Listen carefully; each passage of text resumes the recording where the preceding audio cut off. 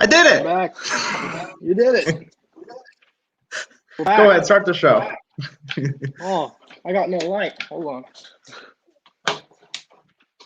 We're here. Vincent's here. The light's on now. There we go. Episode number 36. We're back. Phil, how are you doing tonight? I'm doing pretty good. It's another Friday. We're here live. We have an awesome guest here tonight, and should be another good one. Always a good one.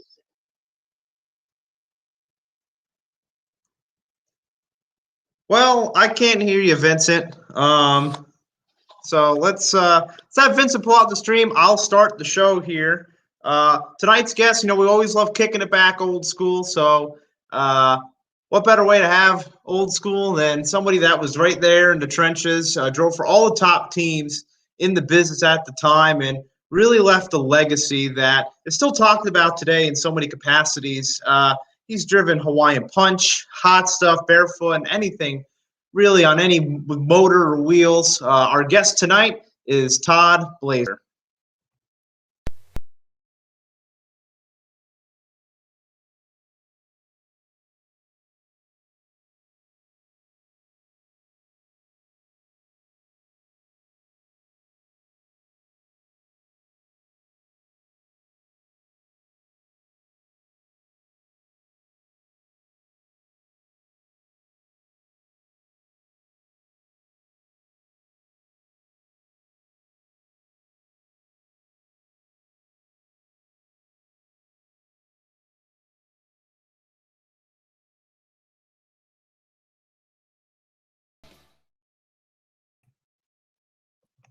And in we are. Todd, welcome to the show.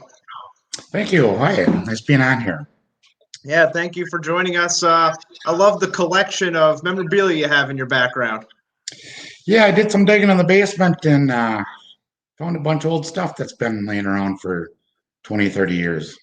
Well, I'm sure we'll dig into that here as we go on tonight. But as my other co-host makes his way back in here, I'll start off the show with how he always starts off the show. Todd, how did you get started in motorsports? Well, my dad raced motocross and stock cars and drag raced. So when I was probably about 8 years old, he bought me and my brother cycles. And then we had some motocross racers that moved into the neighborhood, Glenn Spooner and Joe Spooner.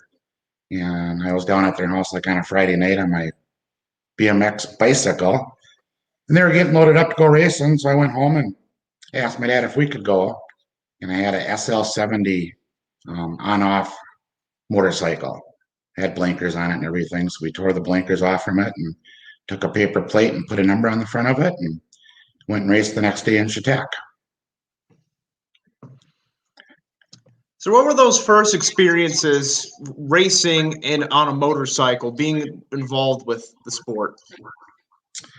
I had a lot of fun with it. We rode dirt bikes around the neighborhood quite a bit.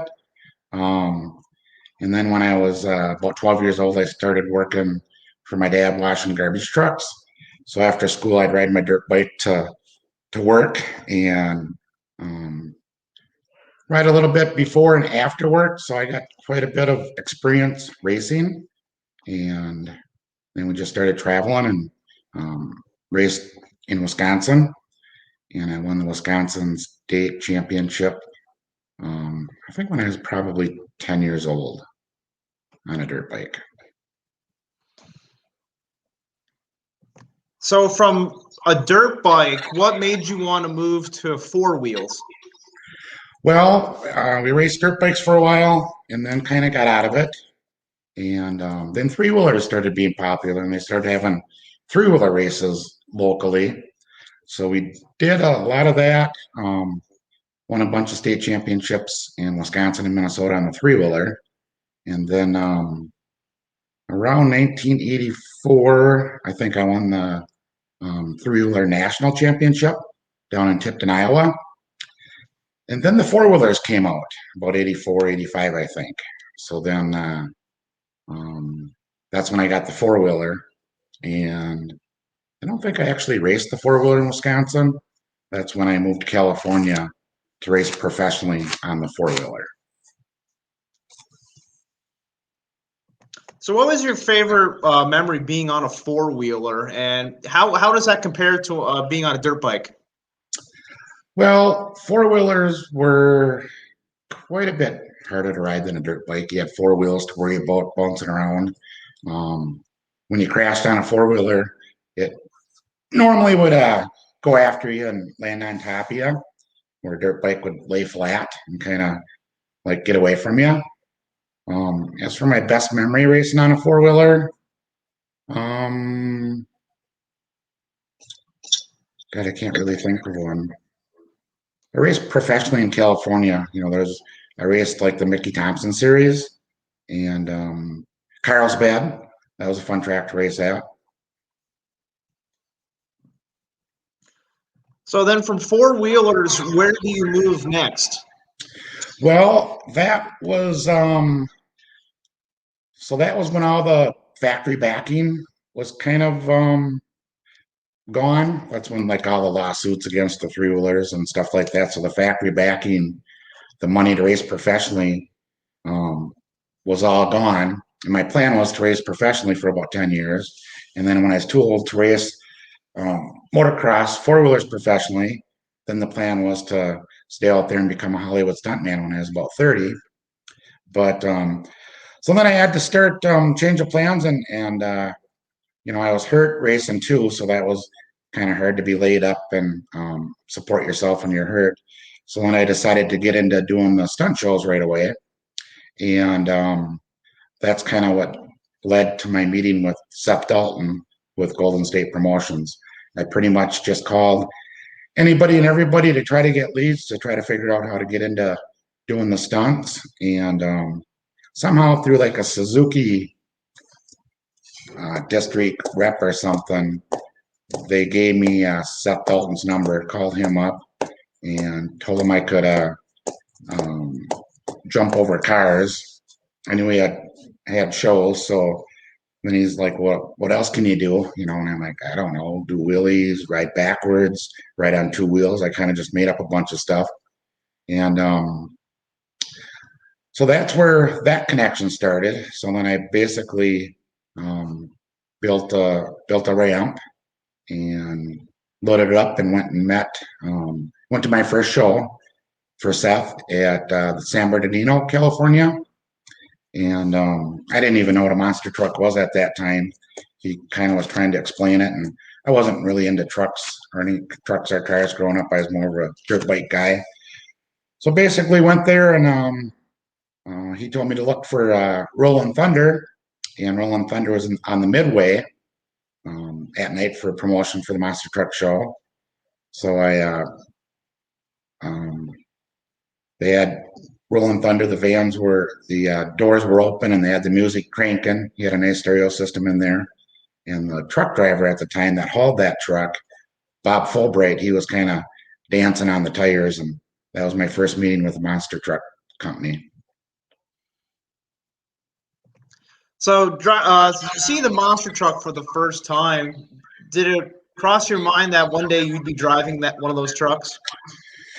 Not really. Like I said, I really wasn't a four-wheeler truck guy or car guy. My brother was, he had Mustangs, and my dad had Mustangs, and I was more of a dirt bike guy, motocross, and I was more concerned about doing stunts. I thought they were neat, but I really wasn't into them at first. I remember after working for Golden State for a while, Jimmy Reese saying, that he wanted me to be more involved and, be more serious about the monster trucks, where I was more concerned about doing stunts and jumping cars with my four-wheeler. And now's a good time to make sure everybody that's watching right now, make sure they're liking and sharing this video. Make sure you share it across social media so everybody can jump in and hear Todd's story as now we really dive into when you were driving that monster truck. Do you remember the first time you got in the monster truck? Well, so the first monster truck I drove was a Hawaiian Punch. I remember when I was in San Bernardino when I first met Seth, and he hired me to be the stuntman in the shows. You know, he asked if there's anything else I could do, and I grew up in the garbage business, so I told him I could drive truck. So they had the tractor trailer semis, and I'm like 18, 19 years old, and told them I could drive one of them. So they pretty much sent me down the road to. I had to go pick up the Hawaiian Punch truck and Tim Delaney up in Fresno, I believe it was. And so I got up there like at 4 o'clock in the morning, whatever, and pulled in his driveway or a shop wherever they're at, and went and knocked on the door, got Tim up, and loaded the truck up, and he was like, "All right, go wake your dad up so we can get going." And I'm like, "Wake my dad up?" He thought I was the kid with the truck driver. So he hops in and he's like, "I'm the driver." So he was kind of nervous. I had no experience driving tractor trailer over the road and California going up through the mountains and all that. It's a lot of fun. So you're driving the trucks up and down the road. I mean, who's on the road with you during this time? Well, for that first one that we Tim Delaney, I hauled him to, I think, a supercross race.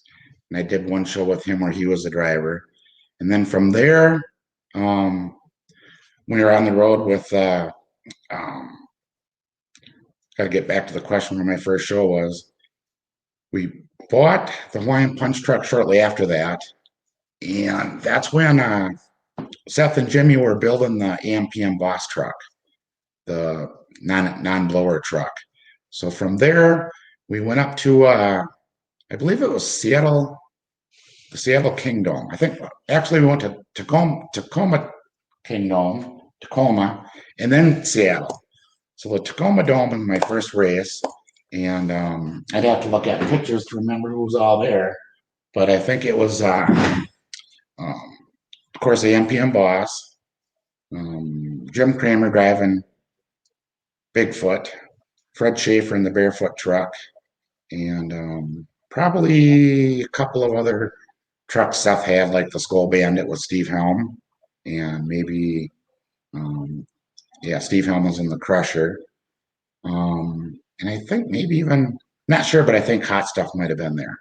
But so I did it was more, Tacoma Dome was actually I think it was just more of a exhibition car crush. And then when we went to Seattle, that was my first race with the truck. And ended up, I think I took out Barefoot first. And then I raced Bigfoot. I was ahead of him, and we got around the corners. I cornered a little bit better than most of those guys back then. They all had the remotes where they'd kind of hold them in their hand. And I took mine and I'd tape it to the door. And I just had better control.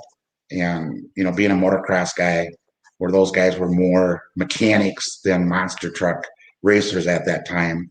So I was ahead of Bigfoot. He ended up holding it wide open and flew over the cars and broke. So that put me in the final against the MPM Boss, Jim Reese. And they called it a tie. Mike Galloway was the announcer, and he knew how important it was for Golden State to win with their new truck, the AMPM Boss. But they called it a tie, but I'm not sure. I think I beat him.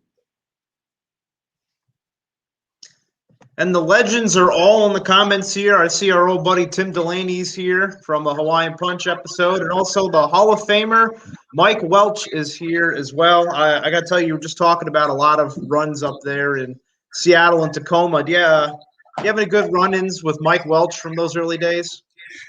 Well, I actually might have ran into Mike. I remember Mike doing a lot of the Mickey Thompson shows with the Super Pete. So I kind of knew of him through that when I was racing my four-wheeler. And then, back in the day, we ran across him quite a bit. Of course, on the West Coast, and then doing some of the bigger shows. I remember there towards the end of my career, 4 or 5 years into it, being in a show at maybe Salt Lake, Utah, where Mike had Super Pete, and he was purposely trying to roll it over. He had kind of like a steel guard built on it, and he'd get going and hit the cars, and so he was one of the first ones to purposely roll his truck over in a monster truck show.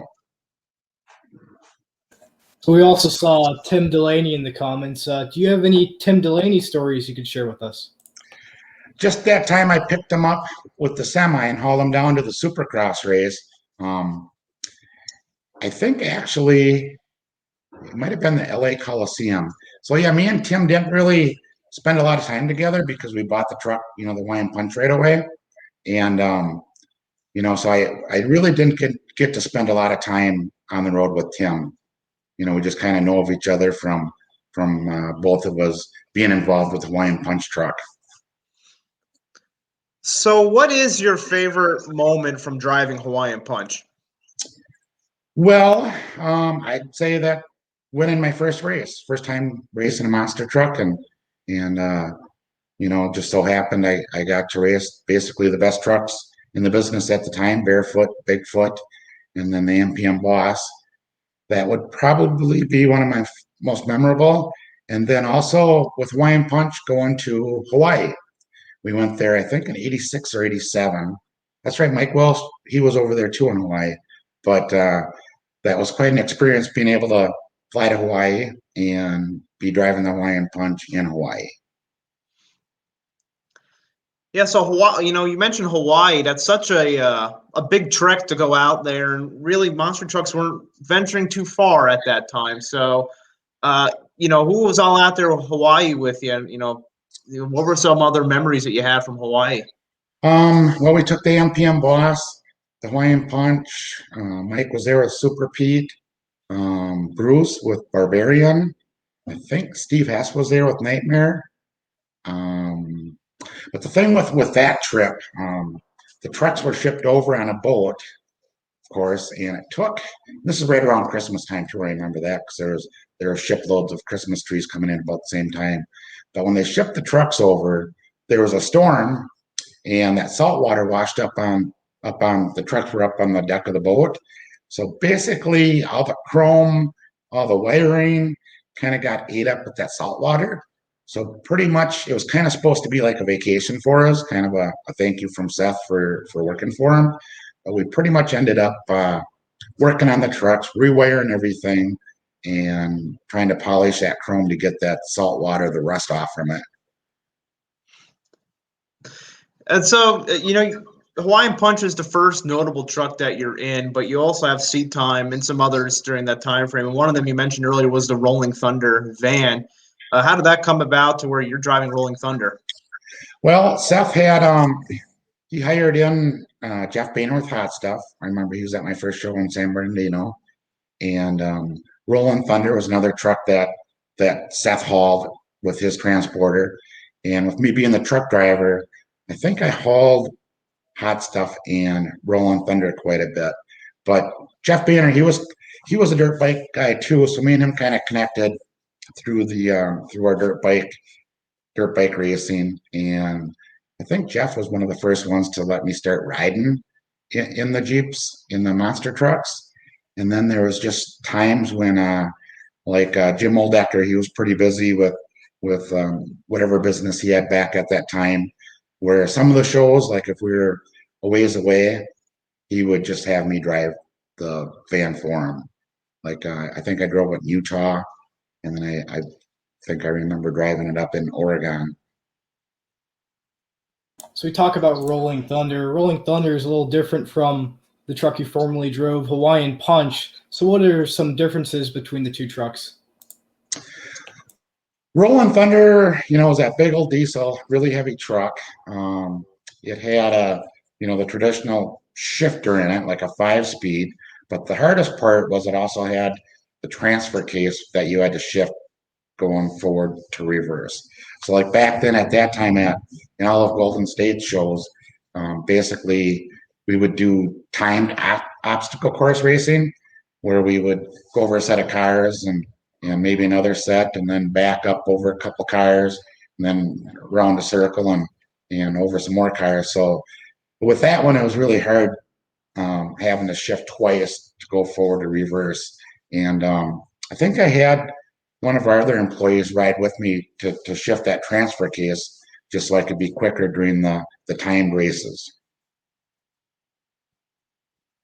So you also had the seat time at that time with the Goodyear Flying Eagle and the AM/PM Boss. So with those kind of trucks, what are the similarities and differences from Hawaiian Punch? Well, Hawaiian Punch had them the Firestone tires, and they were a little bit more less flex than say the Goodyear tires. And the AM/PM Boss had a little bit, quite a bit better, technology built into it, better suspension than the Hawaiian Punch. The Hawaiian Punch had a pretty cool motor. It had the blown injector and 1,000 horsepower motor in it, so it was loud, sounded neat and all that.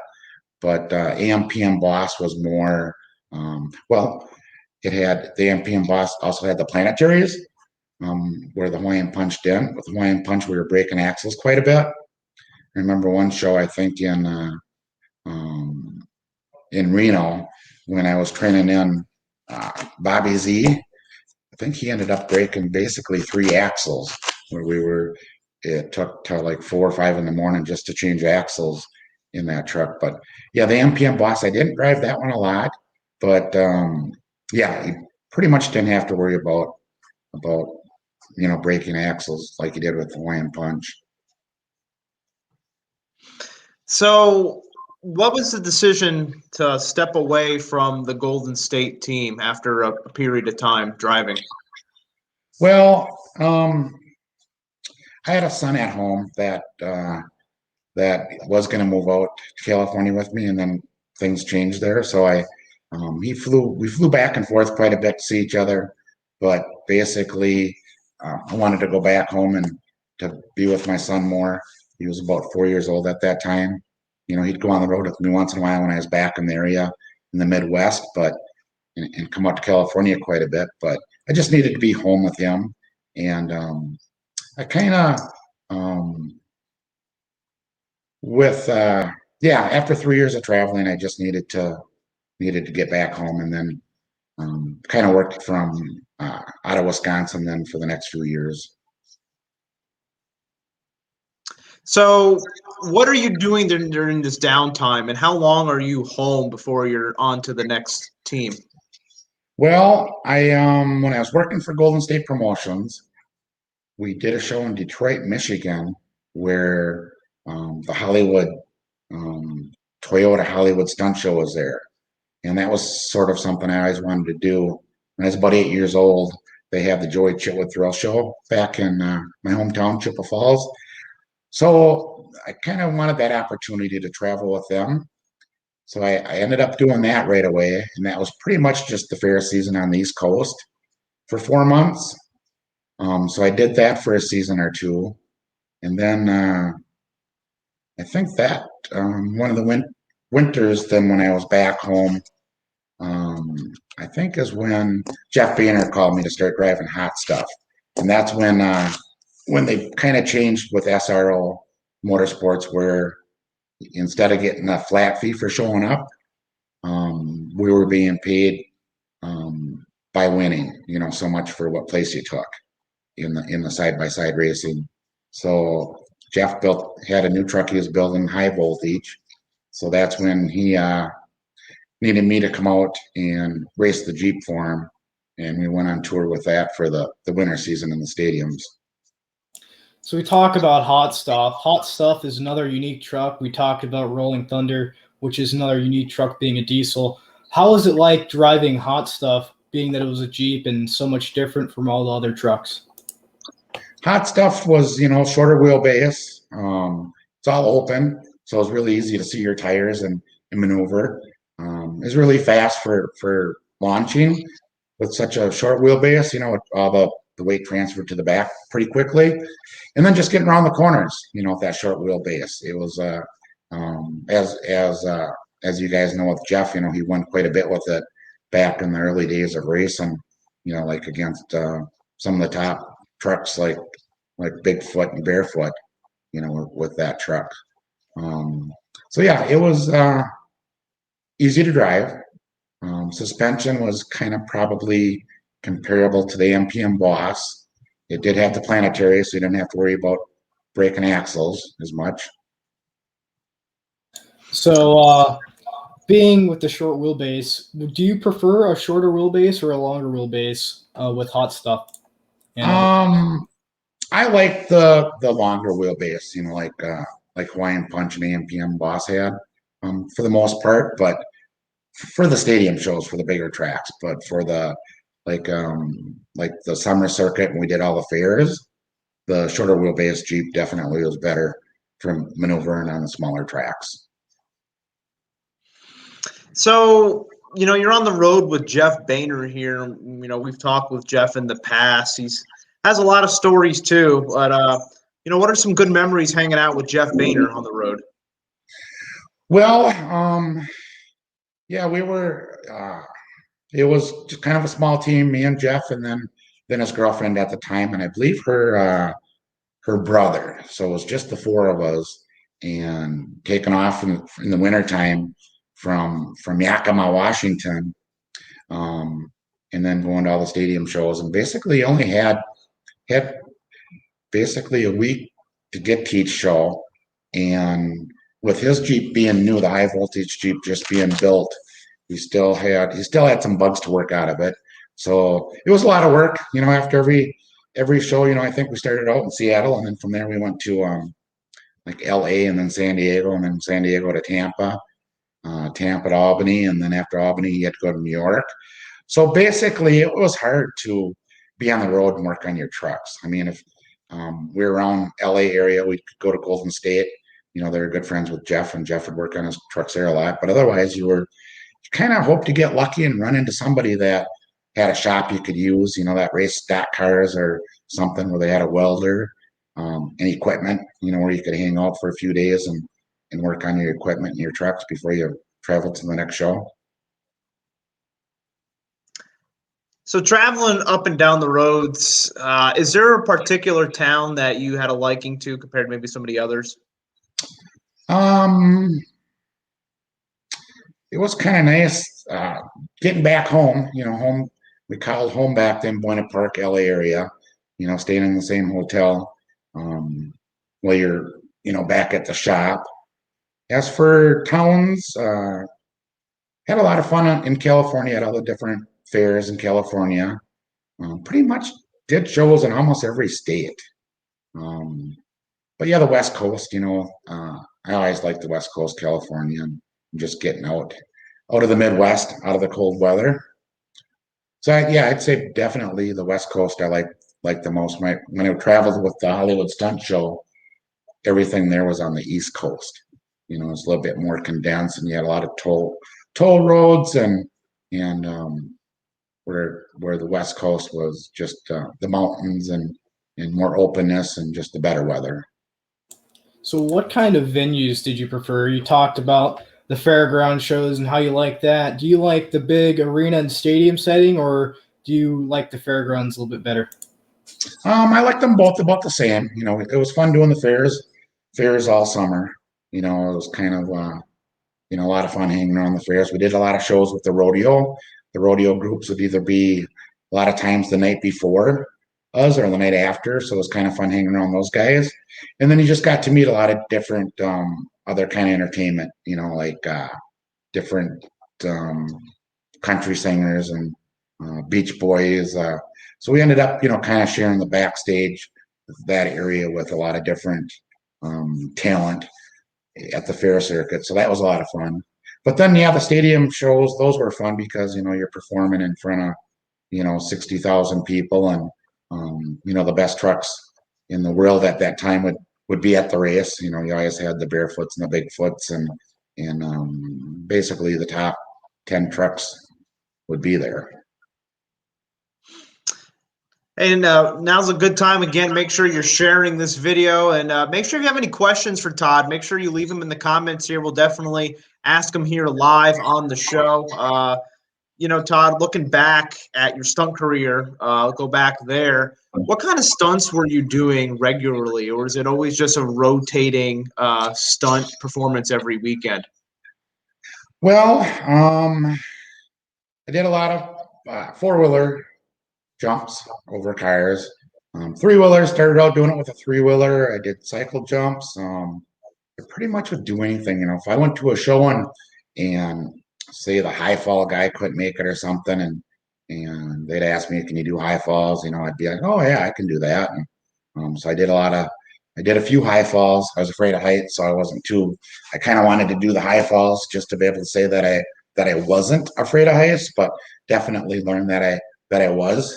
But I did do that a few times. Um, did a lot of car crashes with the Hollywood Stunt Show.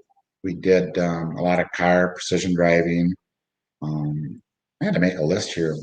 I did so much. I did snowmobile jumps, um, the human coffin, where you build a coffin, and I blow myself up in that. And then I did the car blow up stunt too.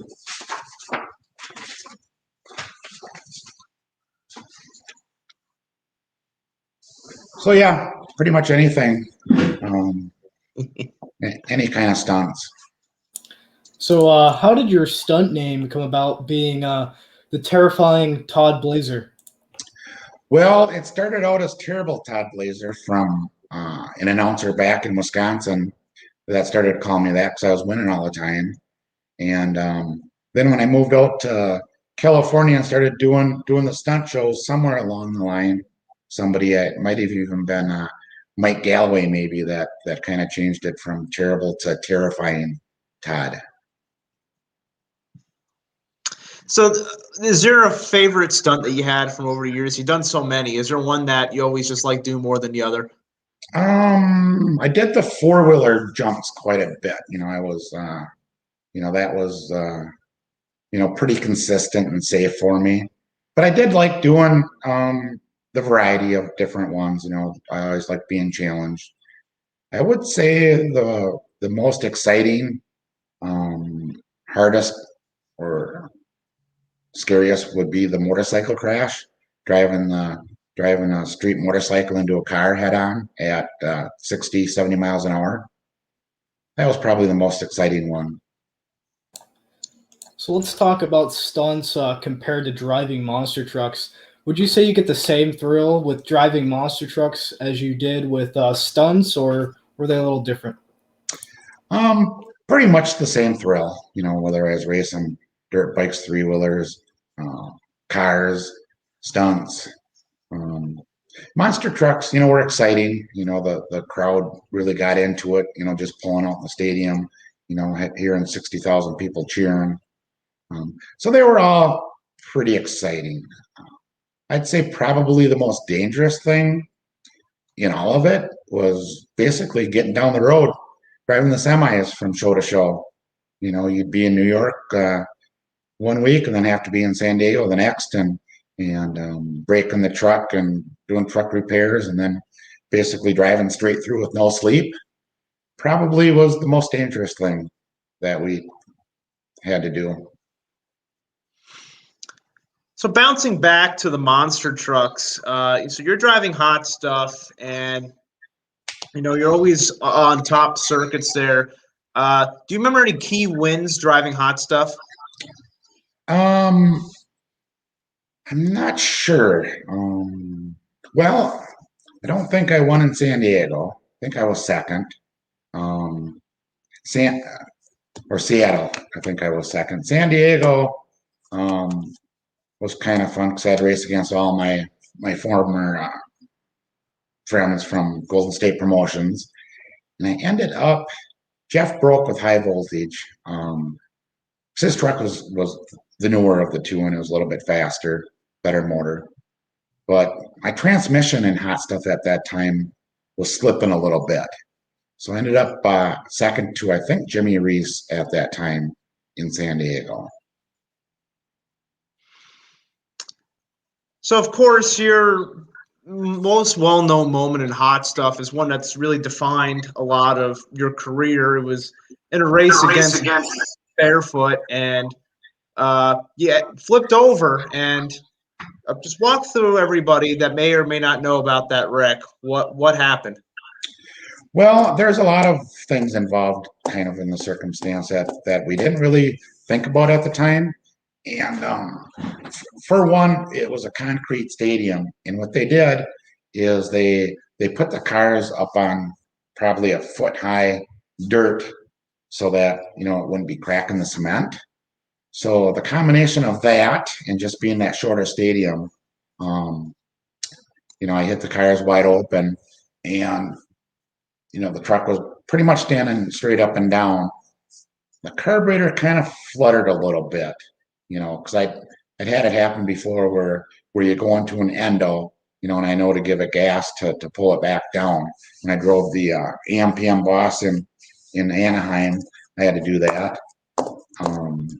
And then as you see with the Barefoot truck after the accident, I was involved in a situation too. But I think just basically since the cars were just that much higher, and with that shorter wheelbase Jeep, it didn't really have a chance to catch itself. And then with the carburetors just kind of fluttered and missing a little bit, it didn't have that power to pull it down. And then the fact that, the cars were on dirt, but then where we landed and afterwards the shutdown area was cement.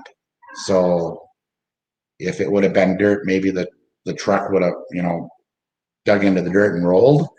But with it being cement, it just kind of flattened it more or less and slid on the cement. Phil, do we have a video of that? Yeah, we'll play the video here if nobody caught the intro of the rollover. All right, we'll play that now.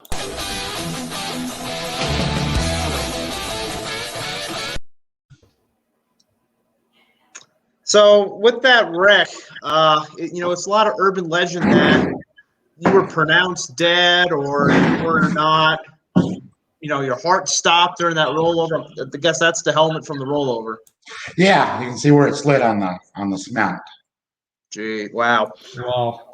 So, like I said, the urban legend is that you were basically, for all intents and purposes, dead in that rollover. What exactly happened after that? Well, what happened is with the back then we had neck braces, and with my helmet kind of got shoved into my chest so far that it bruised my lungs. So the helmet strap basically choked me. It cut off all air and blood. But fortunately, for whatever reason, there was some older fellow that was sitting in an end loader watching the show. I suppose it was a good seat. So he was able to come over right away and lift it up. And they cut the belts, got me out, but I just kind of grabbed out of it. But on one of the other videos, you can see one of the show promoters. It was a new guy too, but you can see him coming over, and he looks at me and turns around and throws up because I was pretty much purple, So I guess they probably assumed that I was dead, or if I wasn't, that my neck was broke. But the paramedics basically, they have to do CPR no matter what for so long, and they kind of, I think, pretended to go through the motions, and like I said, they probably didn't think that they wanted to bring me out of it, maybe. But you can see on one of the videotapes, there was a nurse in the grandstands.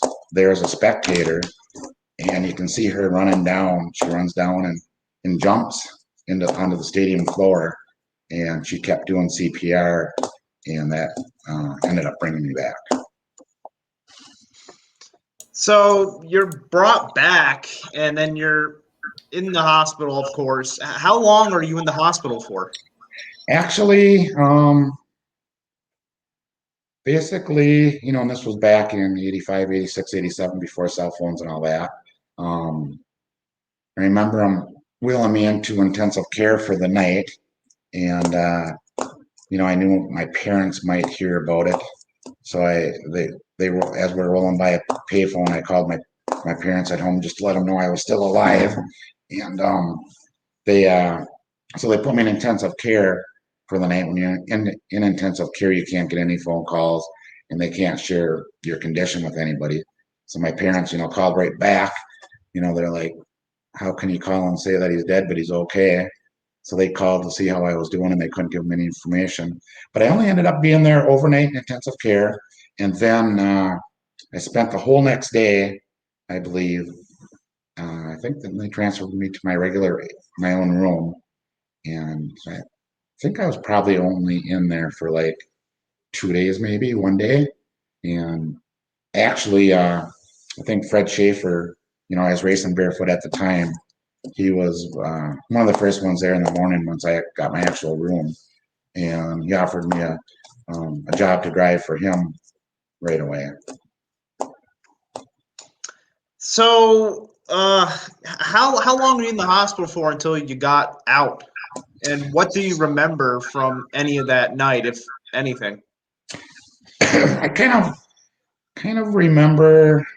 I remember it was a final, racing barefoot, and kind of wanted to do whatever it took to win, and I just remember holding it wide open.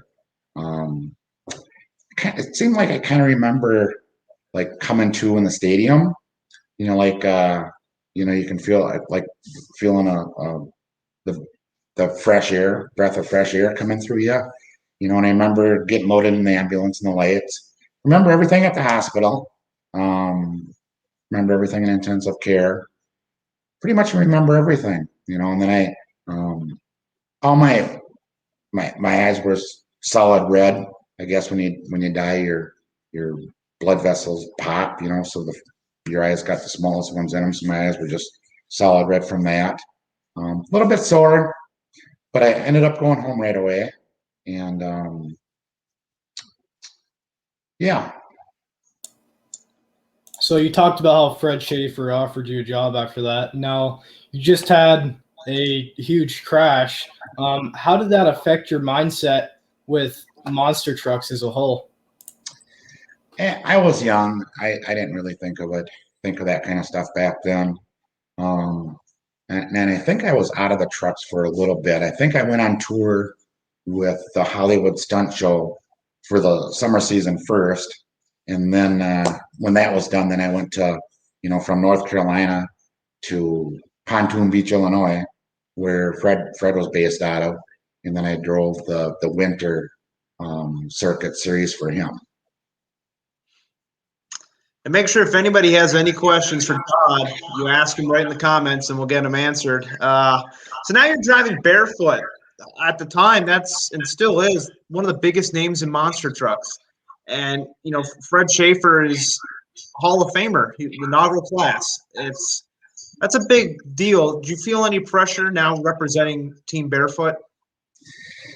Yeah, definitely, because it was the billing truck, the main truck. So if they had barefoot, they basically a lot of times didn't need Bigfoot there. A lot of times it'd just be barefoot. So yeah, it wasn't a question that you had to win. And then when you did go to a bigger show, and then Bigfoot was there, then yeah, a lot of pressure. And still, Fred wanted us to win every show. So how is it like driving barefoot compared to the previous trucks you've driven? The first barefoot I drove, I don't know which version you consider that one, if you guys remember the name of it, but that one was a lot like, kind of like the MPM Boss. And then I switched over to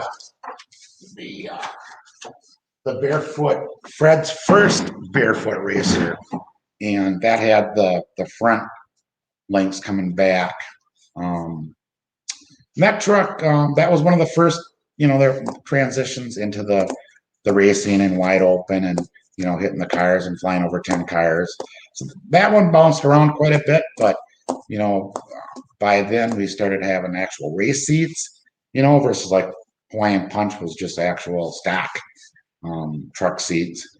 When we got to, when it come time to driving for barefoot as racing seats, the full harness, a little bit more in the safety area part of it. But yeah, the barefoot truck was lighter. and definitely a fast truck. Probably one of the fastest, if not the fastest truck at that time. Yeah, no, you got that right. And, especially as that transition, trucks are being built to race. And in the spirit of competition, I would imagine that you've picked up quite a few wins driving barefoot. Yeah, I don't think I ever lost driving barefoot. And I think there was a couple times, unless I was broke. I know in Minneapolis, Minnesota, come to me in first blood in the final. And I think I was broke the next night. Otherwise, yeah, unless there's a mechanical problem, pretty much won every show I did with that truck. And I think at that time was they had that point series where Fred was driving the new racing truck somewhere. So even though we wouldn't be in the same building together, the points still counted. So Fred was basically racing for the points, and say I was racing against a Bigfoot truck or one of his competitors that was second or third. It was still important for me to beat them.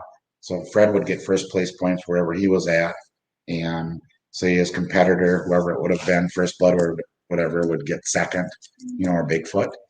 So yeah, we definitely had to win. And I think Fred did end up winning the world championship that year. What was it like working with Fred Schaefer?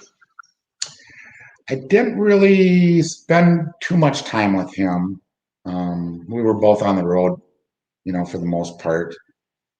Working in the shop, it was just Fred, and he had one full-time mechanic that was in the shop pretty much all year. I wasn't really much into working on the trucks. It was more about racing them and doing displays. So I didn't really care for the shop part of it, being back at the shop for a week and remanufacturing shocks or shock mounts, kind of would have rather been on the road doing shows. That's kind of how I was with Golden State too. Right. And so now how long were you with Fred Schaefer and barefoot? I think I pretty much just drove that one winter season for him. Yeah. So then where does Todd Blaeser go after that? Well, and then after that, moved back home, stayed home more, got real jobs, sales of one thing or another. And then that's when I started, that's when I got into stock car racing, raced street stocks for like a couple races. And then I started racing modified stock cars. So did you ever have the bug to get back into monster trucks, especially as they kept transitioning through the 90s and fast forwarding to what we are now? Yeah, after I was back in Wisconsin, Jimmy from Golden State would call me every once in a while to try to get me to come back. They're having a hard time getting good drivers that were responsible and could drive semi and all that. Yeah, and then I think I ended up going to like the dome shows close to my home, and I ran into one of the SRO pace people during intermission, and they mentioned that they'd like me to come and try it out, and I just didn't. I kind of, if I could have just been where I was just driving only, where I flew into the shows, I would have done it, but I didn't pursue it. I just stayed back home, with my son, and then I got into the stock car racing at that time. So now you're in the stock car racing and a lot more local track activities. How does that compare to the monster trucks and the stunts that you were doing so many years prior? Yeah, it really wasn't as exciting as doing a stunt show or say driving a monster truck, but it was more challenging. It was more when you're racing cars, it's more about the setup, the handling, So it wasn't like you could hop in that car and be having fun and hammering on it. There was a lot of concentration. We're constantly thinking, are the shocks working? Are the tires, giving in? Are the tires hooking up? What can I change, for the next race? And you're thinking about the track conditions if it's drying out. So there's a lot more thought into it. than just doing a stunt and having fun or driving a monster truck and crushing cars. So I know we have a more recent picture of Vince that could pull it up on screen, and with you and I would imagine your family in front of some sprint cars. It's really like who's everybody in the picture here, and significance of all these sprint cars. That's my father there by the 43 cart, and those are my youngest kids. Caden, he's 12 now, and my daughter Shelby, she's 17.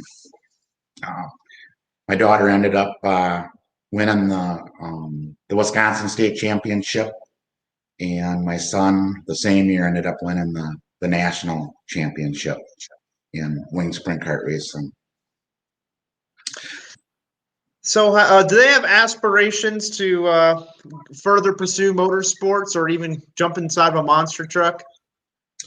They're into the racing, definitely into the cars. I don't think they're into monster trucks. When they're younger, I took them to a monster truck show, and I think they probably think they're kind of silly, you know, with the different bodies they have now. They look like dogs and different things like that. But definitely the cars. My younger son, he's into the sprint car racing, and my daughter, she took a year off, but she's interested, and she's thinking she might want to drive stock cars again. So yeah, you just never know, you know, if the right opportunities and if they can continue to do good, you know, they have aspirations to keep doing that. Let's go back to monster trucks for a minute. So, like we were talking about earlier, this sport keeps progressing and progressing. Since you stopped driving, you know, a lot of things have changed. So, what's your thoughts on the current state of monster trucks and the progression of monster trucks to now? Well, it's understandable why and how they ended up where they're at. You know, I mean, just not being able to get cars, and it really doesn't matter because they're, you know, with the dirt jumps, they're just flying anyways. They're not even touching the cars. They're kind of more like off-road trucks, you know, just basically running around the stadium, you know, going over dirt jumps and stuff. But it is getting interesting again now that they're, you know, doing, you know, driving on the front tires and all that kind of stuff. So yeah, it's pretty exciting, definitely.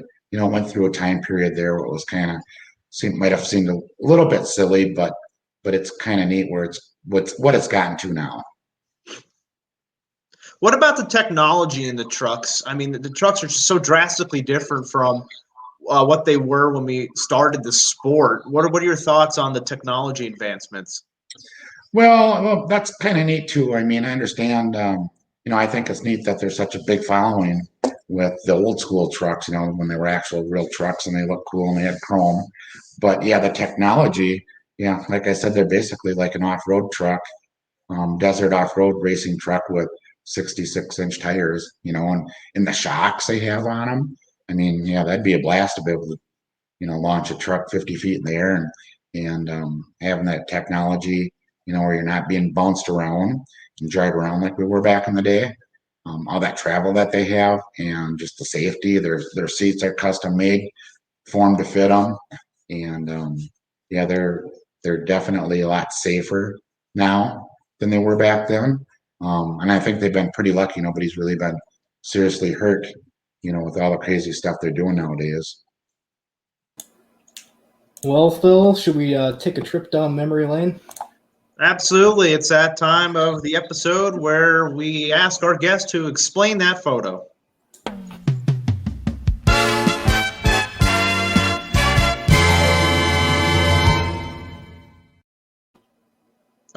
The rules are simple. Vincent usually does this part, so I don't have my script ready. So okay, go ahead. Rules are simple. We bring up a photo. You explain that photo. Here is the first photo. That was a Metrodome. That's my older brother Gary there. That happened to be there for that show. That is the night where your video shows where I pretty much launched over 10 cars and it wanted to bounce up on the front tires. And then you can see them pillars in the background. As I was landing, I had to stay on the gas to pull the truck back down so it didn't endo. And I'm kind of steering, on the gas, off the gas, and steering between them two pillars. So I didn't basically take the stadium down. Got another photo for you. That there is when I drove Hawaiian Punch, and that is actually when we were in Hawaii.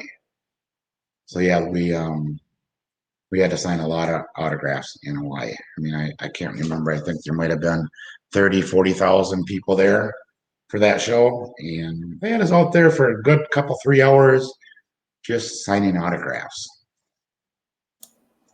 Got That's Mike Galloway interviewing me.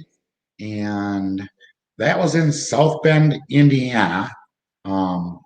Seth from Golden State Promotions, he kind of teamed up with a custom van builder guy out of the Indiana area. And I think they had like 22 trucks that they booked for that event there at South Bend. So at that time, it was like the largest gathering of monster trucks. And I still did my stunts at that show. They had two different arenas at that fairground, and I did my quad jumps. And then I believe I drove Flying Eagle at that time too at that show. So tell us more about Mike Galloway. You talked about how he changed your stunt name to the terrifying Todd Blaeser. Tell us some Mike Galloway stories. Well, we were pretty lucky when I worked for as you guys all know, Mike Galloway did all the big shows, like for SRO, the stadium shows. And then Seth was smart enough to hire him even for our smaller fairground shows, state fairs and county fair shows. So we ended up spending, basically all year together.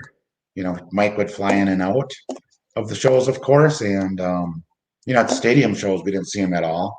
But, at the smaller county fair, state fair shows, we got to hang out quite a bit, before the shows, after the shows.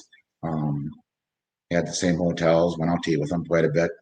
Yeah, as you guys know, he's a pretty entertaining guy. He's had good jokes and good stories to share.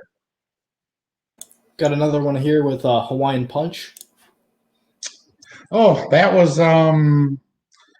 like that was in San Diego. We did a lot of displays for a car dealership in San Diego. And when I first moved to California in 1985, 86, the guy to my left, Tony Barr, moved out there with me. And a couple of our friends from Eau Claire came out to visit. So that's Tommy Toy and Daryl Markowski. And basically, they were just hanging out, staying. They were there for the week. And I just so happened to have the truck on display at that car dealership in San Diego at that time. Tell us about these group of guys. Oh, yep, there's Hawaii. So, yeah, now I can remember which trucks were there. Steve Hess with Nightmare. I believe the next one over is Bruce with the Barbarian. And I think that's his pit guy. Of course, Mike Welch. Gary Sarton, the Skull Bandit. Me, and Jimmy Reese with the MPM Boss. All right, we got two more for you. Bigfoot was there too. I don't see him in that picture, but I remember it was Bigfoot. Rick Hoosier was in Hawaii with us also. That was probably one of the first times I drove Hawaiian Punch, or I'm sorry, Hot Stuff. It looks like it's either that's got to be Seattle, the Seattle Kingdom in Washington.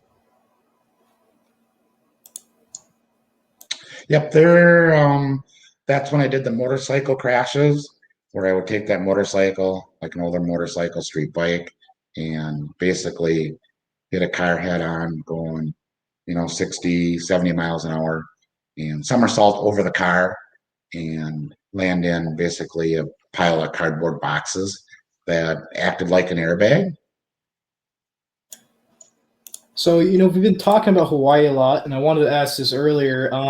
What were the Hawaii fans like compared to maybe in-state? What are the fans like in Hawaii? It's overseas. Was there any difference with the Hawaii fans? Yeah, I mean, it was kind of rare for them to get, um, monster trucks over there. So we were pretty big celebrities to them, with the monster trucks over in Hawaii compared to, how it would be in the States where we're, easier and more often available to see. So yeah, they're really passionate over there in Hawaii. Well, it's a lot of passion wherever you go. And I know my buddy Brian Anger has been asking. In the background there, you've pulled out a lot of memorabilia. You've been slowly showing them tonight, but I figured now's a good time to show off, what else we haven't seen tonight you brought out for display. Okay. There's the AM/PM uniform, crew uniform. The next one over was the uniform that we had when I worked for the Toyota Hollywood Stunt Show. There's one of the old monster truck madness posters. Some of my older helmets. That's the fire suit that I used for most of my stunts when I was in California. There's one of our jean jacket for the Monster Truck Madness tour. That's what Seth Dalton at Golden State Promotions called his Summer Fair Show tour. The helmet with the flames on it is my stock car helmet. Here's just a little story where I won pretty much the biggest race of the year, the Wasota 100. 130 cars there, and I won that. Couple of my old plaques. Just trying to remember what I did. I 78 state champion in motocross. The other one there is from 1984, being the national champion on a three-wheeler. Of course, the Hawaiian Punch uniform. That's kind of a neat patch.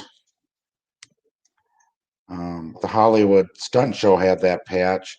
The year before I worked for them, they had the Beach Nut Crusher and Newport monster truck that they had. So that's kind of a neat collectible thing. There's my kids racing. And then I just have a bunch of different pictures of different stunt shows and stuff like that, trying to remember years and figuring stuff out. If anybody wanted to see anything in particular, I could dig a little deeper. If there's any certain truck or show, I got quite an assortment of different pictures here too. If there's anything. Yeah, absolutely. Show whatever you'd like. Well, there's where it was switched over to the Flying Eagle. It's kind of backwards trying to figure this out. That's kind of a neat picture. The Coors Bruiser.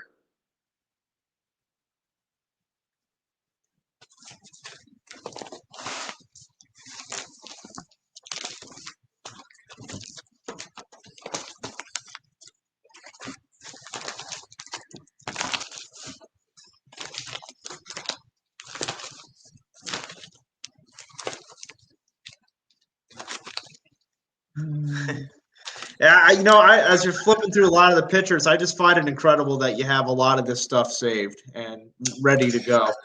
Yeah, and pretty much like if it happened to be a situation where my dad or family members made it to a show, then I have pictures from those events. Steve Helm, the Skull Crusher driver, he took a lot of pictures. Otherwise, we really we didn't have time, other than, photographers that were there professionally, but, and of course we didn't have cell phones back then where we were taking pictures of everything. But yeah, I don't have a lot of pictures, but there's some different cool ones of Hawaiian Punch. And there's how we hauled the tires, basically.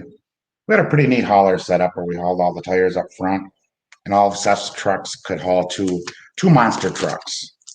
So that was kind of a neat deal going down the road with two monster trucks.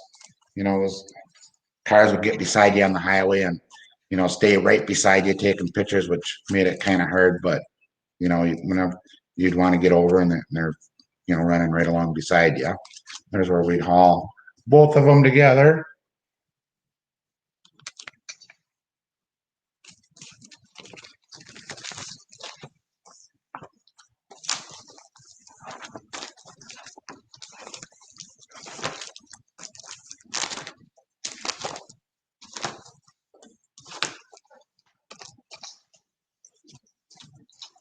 There's the old Skull Crusher. Now, who was taking all these pictures back then? Were these all your pictures, or? Yep, this was all these are shows that my dad made it to, which wasn't a lot. He was in Utah, and a lot of these pictures that I'm going through right now were in South Bend, Indiana, because that was closer for him. But yeah, if my family members weren't there, like I said, we really didn't take a lot of pictures, you know, unless it was a magazine there and you were in the magazines at the time or whatever. But otherwise, there wasn't a lot of that. We were just always so busy too. Well, we have a comment here from Terry Woodcock. And Terry says, "Hey, Todd, it was great seeing you at the Golden State 34-year reunion. It was great to run with you. You got any Terry Woodcock stories?" Yeah, it was nice seeing you, Terry. That was really cool. And I'm really interested and think it's really neat what you're doing with restoration of all these older trucks. But yeah, I don't think me and Terry did a lot of much together back in the day. You know, I know of him, you know, more so now with all the renovations he's doing with all the trucks with Rolling Thunder and all that. You know, I'm seeing him on Facebook, but I don't think we did a lot of shows back in the late 80s that I can remember. Well, Terry also said he wants to know if you're going to come out and drive one of the Golden State trucks when they're done. He said it would be epic. Sure, I'd love to get back out to California. Have me come out there in the wintertime when it's cold here.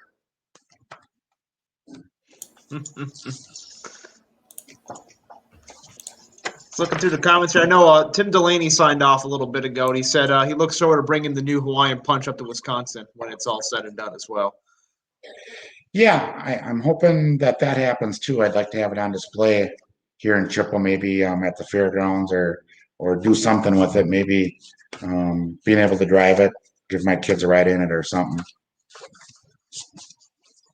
I forgot I did drive when I toured with the Toyota Hollywood Stunt Show. We had the Chi-Town Hustler also traveling with us, and whenever there's a couple times when Kevin was hurt or not feeling well that I drove this truck also.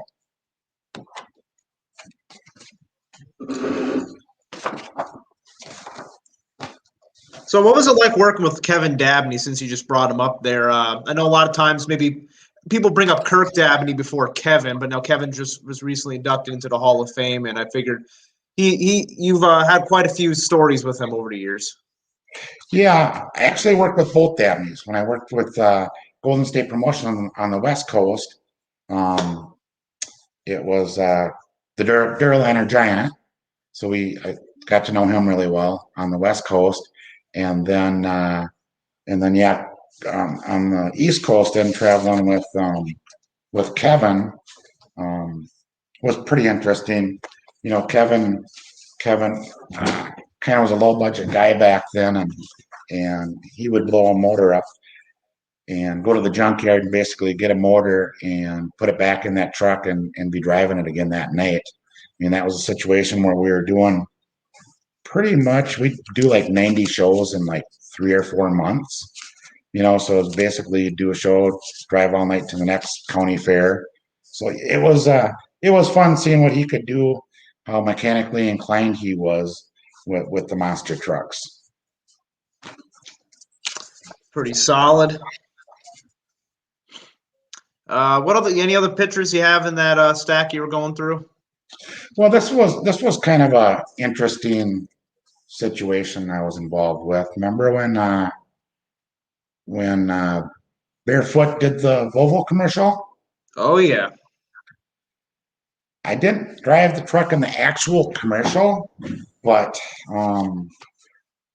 all of the publicity afterwards, when they were basically what had happened back then was they were at a monster truck show and the Volvos, the roofs held up a lot better. So they kind of come up with the idea to make a good commercial to show, the strength of a Volvo car. And when Fred did the commercial, and like any commercial movie situation, you kind of, you cheat a little bit to, speed up the process. And instead of replacing the cars, if they didn't get the right jump with the truck, after doing that a few times, they just reinforced the roof. And so it didn't collapse, so they could keep doing reruns with it. And anyways, it ended up being a situation where it was considered unethical, you know. So I was going to Philadelphia, I think. And yeah, Philadelphia. And they said, that I had to have the truck tired up at 6 a.m. for a little promo, before the stadium race.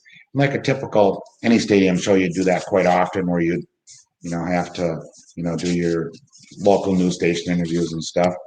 Well, at this one, got the truck tired up, pulled around to the other side of the building where they had the cars ready for me for this little what I thought news station.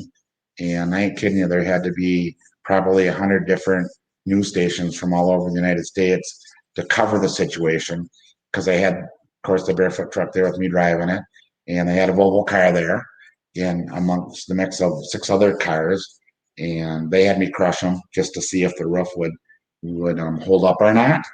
And pretty much ended up being on the front page of every newspaper in the United States, USA Today. Yeah, so Fred kind of took advantage of that opportunity, got a lot of publicity from it, and ended up doing a lot of displays and getting smaller car dealership stuff between the bigger shows. That's always a great experience, and I know you're showing everything off there. And I mentioned it before we went live. I just love that T-shirt you're wearing, that Hawaiian punch shirt. I've never seen that before. It's very bold. It's a little small, a little dirty. We worked pretty hard back then. Like at Golden State Promotions, Seth had a pretty good deal going. He basically owned us. We had to work. Something needed to be done. We had to get to a show. We were there 365 days a year, 24 hours a day, 7 days a week. It wasn't like, oh, I'm taking the day off or it's the weekend. You worked in the shop pretty much nonstop, because when you're into racing, I don't care if it's cars, monster trucks, dirt bikes, you're never finished. So it's always, you just get as much as you can get done before you have to leave. And like at Golden State Promotions, we were always building new trucks and stuff. We would be working. A lot of times we'd be there till 3 o'clock, 4 o'clock, 5 o'clock in the morning, and then Jim would expect us back there at 7. A lot of times he didn't know we were there that late, but I'd have to be there with the guys doing the painting the new trucks or whatever it was, because we just never did have enough time to work on the trucks compared to the amount of shows that we'd had. Got a great comment here from Terry Woodcock, and Terry says, I rolled Fire Dragon at Santa Barbara Racing against Duraliner Giant. I'm pretty sure you were there jumping your quad. The show before that, we were at the Orange Bowl in San Bernardino. I was driving Unnamed Untamed and Nasty Habits at most shows we ran together. I stuck to myself back then. That's from Terry. Yeah, okay. Now I remember that. And there's a lot I forgot too, I'm sure. That was 25, 30 years ago, and probably a few concussions between there. I've had quite a few head injuries along the way between the three-wheelers and doing the different stunt shows. Yeah. So, looking back at your career, it spans so many capacities and so many different instances. Do you have a favorite memory from driving a monster truck? Um, I it was, yeah, the Hawaiian Punch, when I beat Bigfoot and Barefoot my first time driving it, the Hawaiian Punch was always, such a cool, fun truck for me to drive. And then I would say when I drove Barefoot, that was a pretty neat deal in Minneapolis, having my family there at the show with me, and my youngest, or my son Brady, was at that show, and my mom and my grandma. So that was a fun show too. Do you miss the lifestyle of running around the roads with the monster truck week in and week out? Well, I kind of still do it with my kids racing. It's basically the same thing. Um, like we'll go down to Iowa for the nationals every year, and yeah, I mean, so we're kind of doing the same thing now, but now it's more. I am doing more work being crew chief on two carts, compared to back then. We did have a lot of fun back then. You're talking back in the late 80s, early 90s, before cell phones. Yeah, it was a good time. I'm very fortunate I was able to live that lifestyle for that period of time. As we start to wind down, I'm interested to hear your perspective on this question. I always ask it. What advice do you have for someone looking to get their foot in the door in the motorsports industry? Well, with anything, if you have interest in it, just pursue it, and, like to get into the monster trucks, go to the shows and go in the pits afterwards. They always need help. There's always work to do. They always need help. And if they see somebody with enthusiasm and sincerity that will help them out, just get to know them that way. And a lot of times maybe you'll get connected where you can go on the road with them. Or if you're in a situation where where you live in the same town as a monster truck or whatever kind of motorsports you want to pursue, just get to know them, and first get to know them at an event, and then just try to make it to their shop and start working on helping them working on their equipment, in the shop during the week. And, if you do a good job and are trustworthy and care, the opportunity will happen to be able to hook up with the team and travel more. And when this is all said and done, what do you want your legacy to be? Well, just that I did pretty much anything. A lot of times I'll talk about, a driver being versatile because they race a stock car in two or three different classes. And, same thing with they'll talk about a dirt bike guy. And I just, I did so much when I sat down here trying to taking notes, trying to remember everything I did. Just that I was able to do pretty much anything, the three-wheelers, four-wheelers, dirt bikes, monster trucks, stock cars, different kinds of stock cars, and the variety of stunts I did. So just the ability to pretty much that I did it all, and was pretty good. I either won state, national, or world championships in pretty much everything I did. Well, you have a lot of accomplishments on that list, and you can add one more accomplishment to that. You were a guest on this podcast here tonight.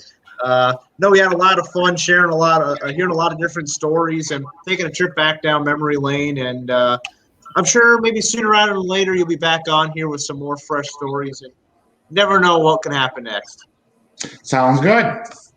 Awesome. Thank you very much, Todd, for joining us here tonight. We really appreciate it. And thank you again for pulling all that stuff out from the archives and showing us tonight.